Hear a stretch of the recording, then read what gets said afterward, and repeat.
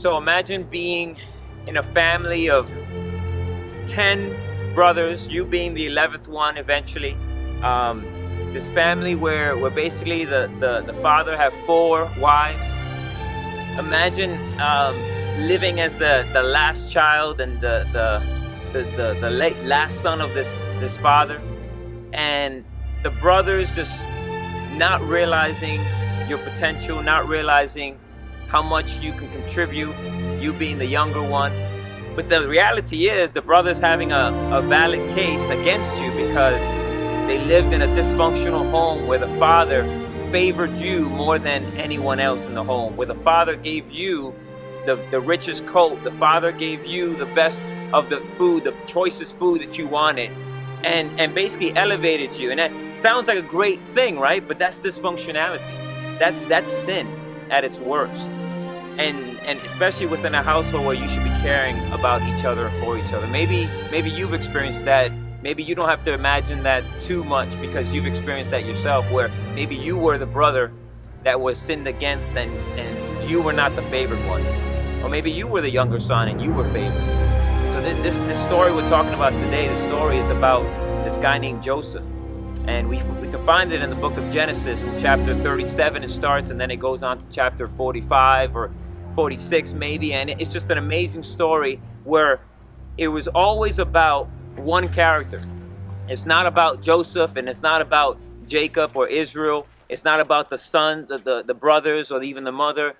It's about one person, and that person was God. And we're going to take a journey together, and I want to tell you about Joseph and a little bit more about the brothers. And basically what happened was Joseph had a dream, and Joseph wanted to share his dream with everyone. And the dream was that he was going to be elevated above everyone else in that household.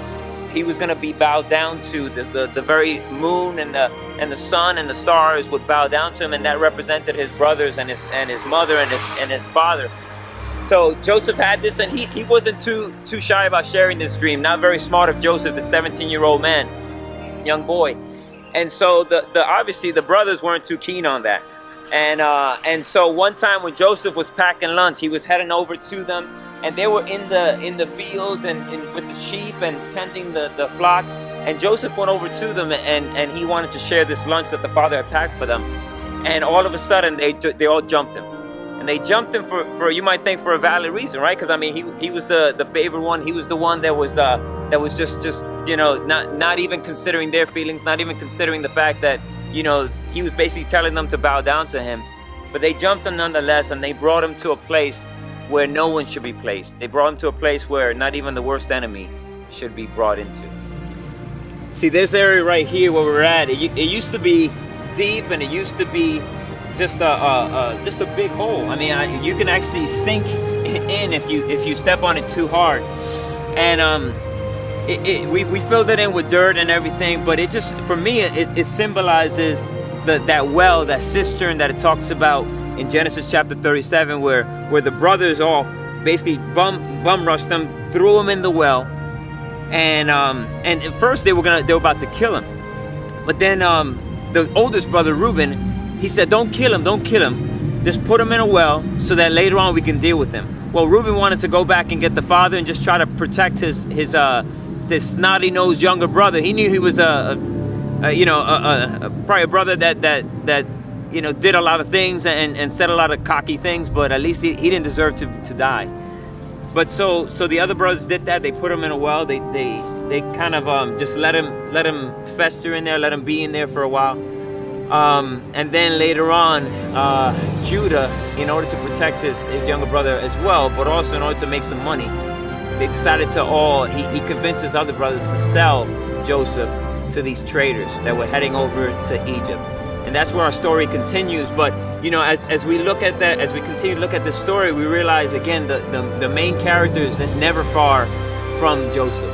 The main character being God is never far from Joseph. And the story goes that the Lord was with Joseph. So basically Joseph was put in this prison where it was dark and it was gross, it was horrible. And all that time though, throughout that whole time that he was there, God wanted him to know, and the narrator of the story wants us to know, that the Lord was with Joseph. Even through that time, the Lord was with Joseph.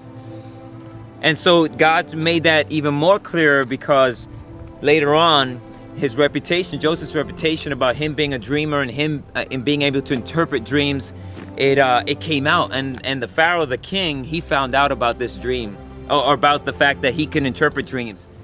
And so Joseph was able to interpret that dream for him, and then Pharaoh took him out of where he was in this dark prison, and he elevated him to the place, an amazing place. He was second in command, right underneath Pharaoh. And again, all this time, we hear that theme running through our minds. The Lord was with Joseph.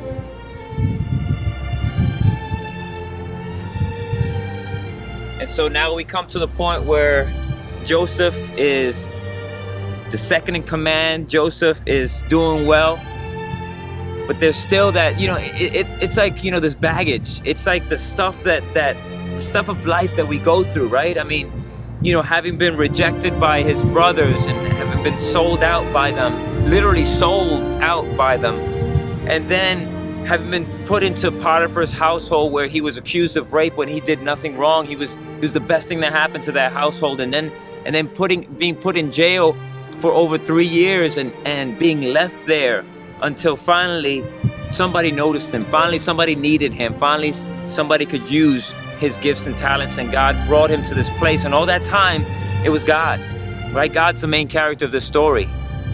It was God who was with Joseph throughout that whole time. But there was still something missing in Joseph's life. There was forgiveness missing. There was reconciliation. There was restoration that was missing between him and his dysfunctional family. And God brought that together by bringing in his family, because they needed something. They were running out of food. They were running out of things to provide for their family. And so the brothers ended up coming. And again, you probably seen the story in the Disney film. You probably know it well, but the brothers needed food for their families to bring back, or else they would all die. And so we find that Joseph has a decision to make. Is he gonna punish the people who messed him over, or is he gonna forgive them? And what you saw as we panned over this park, what you saw is that there's barrenness all around. There's a lot of people, that's symbolic of a lot of people not forgiving, a lot of people not wanting reconciliation, a lot of people just making other people pay for what they did to them.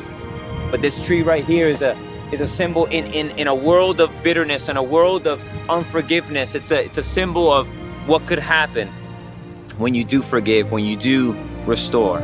Again, this week's verse for Timoteo is Genesis 45:7, which reads, God sent me ahead of you to keep you and your families alive.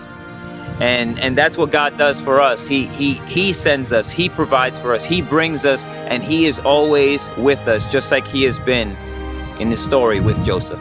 God bless you, Timoteo. Have a great couple of games here, and be blessed.